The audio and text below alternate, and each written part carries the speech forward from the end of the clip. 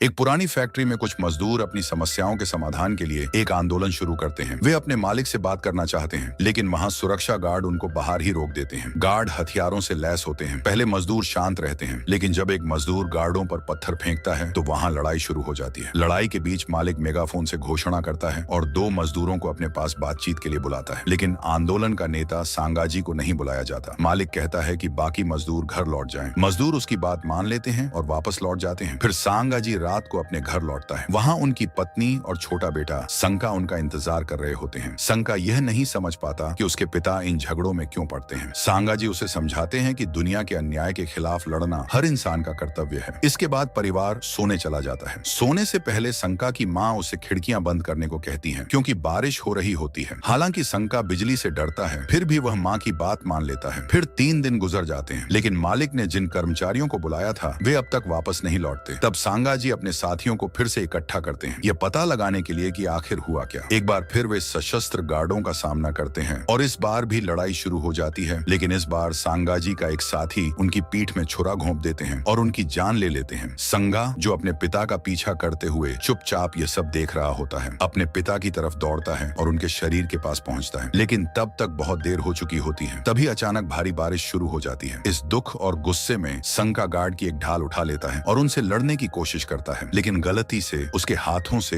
एक विद्युत आवेश निकलता है जो चारों ओर मौजूद सभी को प्रभावित करता है। इस भारी शक्ति से संका और बाकी लोग पीछे गिर जाते हैं। इस घटना के बाद 1 साल बीत जाता है। संका और उसकी मां को गुजारा करने के लिए काफी मुश्किलों का सामना करना पड़ता है। उन्हें दूसरे शहर में नौकरी का प्रस्ताव मिलता है, इसीलिए उसकी मां एक दिन के लिए बाहर जाती है, लेकिन 1 हफ्ता बीत जाता है और वह वापस नहीं आती। संका भूखा और अकेला खुद का ख्याल रखने की कोशिश करता है। उसे अपनी सबसे बड़ी डरावनी चीज यानी बारिश और बिजली का सामना करना पड़ता है। फिर कई और दिन गुजर जाते हैं, तब उसे यकीन हो जाता है कि उसकी माँ उसे छोड़कर चली गई है। वह अपना घर छोड़ देता है। एक सुबह वह अपनी किस्मत आजमाने के लिए सड़कों पर निकल पड़ता है, लेकिन गली के लड़कों का एक गिरोह उसका पीछा करता है और वे उसे एक गली में घेर लेते हैं। संका खुद को बचाने की कोशिश करता है, लेकिन गिरोह के 5 लड़के मिलकर उसे बुरी तरह पीटते हैं। वे उसका कान काट देते हैं और लकड़ी के लट्ठों से उसे मारने की तैयारी करते हैं। तभी सौभाग्य से उसी समय अवांग नाम का एक और लड़का वहां आता है और संका की मदद करता है। अवांग अपने मार्शल आर्ट के कौशल से उन 5 लड़कों को एक ही झटके में हरा देता है। लड़ाई खत्म होने के बाद अवांग संका को ट्रेन स्टेशन में अपने ठिकाने पर ले जाता है। वह उसे खाना खिलाता है और फैसला करता है कि वह संका को लड़ना सिखाएगा ताकि वह खुद का बचाव कर सके। प्रशिक्षण शुरू होता है और संका एक अच्छा और तेज सीखने वाला मार्शल आर्ट लड़का साबित होता है, लेकिन एक ब्रेक के दौरान फिर से बारिश शुरू हो जाती है। बारिश देखकर संका डर जाता है और भागकर एक वैगन के अंदर छिप जाता है। अवांग उसे देखकर पूछता है कि वह बारिश से इतना क्यों डरता है। संका जवाब देता है कि उसे ऐसा लगता है जैसे बिजली हमेशा उसकी ओर आकर्षित हो रही है। यह सुनकर अवांग उसे दक्षिण पूर्व की ओर जाने वाली ट्रेन में अपने साथ चलने का प्रस्ताव देता है, जहां वे दोनों एक बेहतर जीवन शुरू कर सकते हैं। संका इस प्रस्ताव को स्वीकार कर लेता है। रात में दोनों तेजी से जा रही ट्रेन के पीछे दौड़ते हैं। अवांग एक डिब्बे तक पहुंचने में सफल हो जाता है और संका को अपनी तरफ खींचने के लिए हाथ बढ़ाता है, लेकिन संका पूरी कोशिश करने के बावजूद पीछे रह जाता है। अवांग उसे अंतिम सबक देते हुए कहता है कि जो उसने अब तक सीखा है उसका इस्तेमाल करके खुद को जिंदा रखे और किसी पर भी भरोसा न करे। यह कहकर वह ट्रेन में चला जाता है। संका इस सलाह को अपने जीवन का हिस्सा बनाने का फैसला करता है। अगले दिन वह एक बंदरगाह पर काम की तलाश में जाता है ताकि वह अपनी जीविका चला सके। जब वह लाइन में खड़ा होता है, एक गली का बच्चा उसे धक्का देकर उसकी जगह ले लेता है, लेकिन इस बार संका चुप नहीं रहता। वह तेजी से घूमते हुए एक किक मारता है और अपनी जगह वापस ले लेता है। हालांकि लड़का अपने गिरोह के बाकी सदस्यों को बुला लेता है और वे सभी संका के पीछे भागते हैं। भागते भागते संका एक कार में बैठे एक जोड़े से मिलता है। वे उसे अपनी कार में बिठा लेते हैं और उसकी देखभाल करने और उसे एक बेहतर जीवन देने का वादा करते हैं। लेकिन तभी संका को अवांग की दी हुई सलाह याद आती है कि किसी पर भरोसा मत करो। वह तुरंत कार से बाहर कूदता है और सड़क पर भाग जाता है। कई साल बीत जाते हैं। अब संका बड़ा हो चुका है और एक वयस्क के रूप में अखबार के लिए इलेक्ट्रॉनिक्स और सुरक्षा तकनीशियन का काम करता है। उसका शहर अपराध और बर्बरता से भरा हुआ है, लेकिन संका इन सब में हस्तक्षेप नहीं करता। वह शांत और एकांत जीवन जीना पसंद करता है। इस बीच शहर में कुछ लोग अपराध के खिलाफ लड़ने की कोशिश कर रहे हैं। एक दिन संका एक विधायक द्वारा आयोजित रात्रि भोज में जाता है। वहां वह पेनोर से मिलता है, जो संगठित अपराध का प्रमुख है और लगभग पूरे शहर पर नियंत्रण रखता है। इसकी कहानी भी दर्द भरी है। संका की तरह ही पेनोर के पिता की भी अन्यायपूर्ण तरीके से हत्या कर दी गई थी। अपराधियों ने उसके घर में आग लगा दी थी, लेकिन पेनोर इस घटना में बच गया था। फिर भी उसका चेहरा जल गया। उसके चाचा ने उसे अनाथालय में छोड़ दिया ताकि वह अपनी पारिवारिक संपत्ति तक कभी न पहुंच सके। अनाथालय में पेनोर और अन्य बच्चों के साथ बहुत बुरा व्यवहार किया गया, लेकिन पेनोर ने अपनी बुद्धि का इस्तेमाल करते हुए अपने साथियों को एकजुट किया और विद्रोह खड़ा कर दिया। उसने अनाथालय के क्रूर मालिकों को खत्म कर दिया और जल्द ही देश के सभी अनाथों को अपने सहयोगियों के रूप में संगठित किया। इसके बाद वह अपराध की दुनिया में तेजी से उभरकर सामने आया। विधायकों के रात्रि भोज में पेनोर भी नवनिर्वाचित राजनेता दुर्गा उतामा से मिलने पहुंचता है, लेकिन दुर्गा उसे पहचान लेता है और यह कहते हुए उसे अस्वीकार कर देता है कि वह जानता है कि पेनोर असल में कौन है। जब दुर्गा अपने परिवार के साथ घर लौट रहा होता है तो गलियारे में उसे महसूस होता है कि कोई उसे देख रहा है। वह मामले की जांच करने का फैसला करता है। तभी एक रहस्यमय व्यक्ति उसके सामने आता है जो अग्नि जादू का उपयोग करता है और दुर्गा को बेहोश कर देता है। कुछ मिनट बाद दुर्गा जागता है और खुद को एक अनजान इमारत में पाता है। वह एक कुर्सी से बंधा हुआ होता है और उसकी पत्नी और बच्चे भी रस्सियों से बंधे हुए होते हैं। तभी अचानक पेनोर वहां प्रकट होता है और दुर्गा से कहता है कि उसके अपमानजनक रवैये के कारण वह उसे एक उदाहरण बनाने जा रहा है। दुर्गा अपने परिवार को छोड़ देने की भीख मांगता है, लेकिन पेनोर उसकी बात नहीं सुनता। इसके बजाय वह रस्सियों में आग लगाना शुरू कर देता है। जब रस्सियां जलकर टूट जाती हैं, तो दुर्गा का परिवार इमारत से नीचे गिरा दिया जाता है। अपने परिवार को बचाने की कोशिश में दुर्गा खुद भी रस्सी को पकड़ने के लिए नीचे कूद जाता है, लेकिन वह भी गिर जाता है और अपने प्रियजनों के साथ इस दुनिया से चला जाता है। दूसरी ओर संका अपने बिस्तर में जागता है। उसे पास वाले अपार्टमेंट में किसी आदमी की आवाज सुनाई देती है जो जबरन अंदर घुसने की कोशिश कर रहा होता है, लेकिन संका दूसरों की समस्याओं में उलझना पसंद नहीं करता और उसे अनदेखा कर देता है। वह दिन के अंत में काम पर जाने की तैयारी करता है। काम पर संका अपने एक दोस्त से बात करता है जो शहर की हिंसा से तंग आकर उसे छोड़ने की योजना बना रहा है। बात करते समय अचानक एक आदमी अखबार के गेट की ओर भागता हुआ आता है। वह मदद की गुहार लगाता है क्योंकि गुंडों का एक गिरोह उसका पीछा कर रहा है और उसे मारने की कोशिश कर रहा है। संका और उसका दोस्त शुरू में उसकी मदद करने से मना कर देते हैं, लेकिन तभी उनका सहयोगी अवांग दरवाजा खोलता है और लड़के को अंदर ले जाता है। जाने से पहले अवांग वादा करता है कि वह उसे सुरक्षित रूप से पुलिस स्टेशन तक पहुंचा देगा। फिर अवांग उसे कहता है, यह शहर कभी नहीं बदलेगा अगर तुम्हारे जैसे लोग दूसरों की परवाह नहीं करेंगे। इस बात से संका के मन में सवाल उठने लगते हैं और उसे अपने व्यवहार पर पछतावा होने लगता है। अगली सुबह संका देखता है कि वही उपद्रवी लोग एक बार फिर अपार्टमेंट में घुसने की कोशिश कर रहे हैं। इस बार वे दरवाजे के अंदर घुसने में कामयाब हो जाते हैं और वूलन नाम की एक युवती को ढूंढ निकालते हैं जो अपने छोटे भाई टेडी के साथ रहती है। डाकू उन दोनों को जान से मारने की धमकी देते हैं। युवती और उसके भाई को खतरे में देखकर संका अंततः हस्तक्षेप करने का फैसला करता है। वह डाकुओं पर घूंसे और लातों से हमला कर देता है। हालांकि अपराधियों को यह बिल्कुल पसंद नहीं आता। वे चाकुओं से लैस होकर उस पर हमला करने की कोशिश करते हैं, लेकिन इस बार संका मार्शल आर्ट में सीखी हुई अपनी सभी तकनीकों का इस्तेमाल करता है और उनकी हर चाल का जवाब देता है। फिर वह दूसरे अपराधी से सीधे टकराव के लिए आगे बढ़ता है। जब वह दूसरे अपराधी के साथ संघर्ष करता है तो वह अपराधी उठकर पीछे से संका पर हमला करने के लिए तैयार हो जाता है, लेकिन संका के लिए यह एक आश्चर्य की बात होती है क्योंकि जैसे ही वह अपराधी संका की ओर छलांग लगाता है, वूलन उसे उसकी शर्ट से खींचकर मेज पर गिरा देती है। संका इस मौके का फायदा उठाता है और दूसरे डाकू को अपने साथी से नीचे गिरा देता है। फिर वह दोनों को वहां से जाने के लिए कहता है।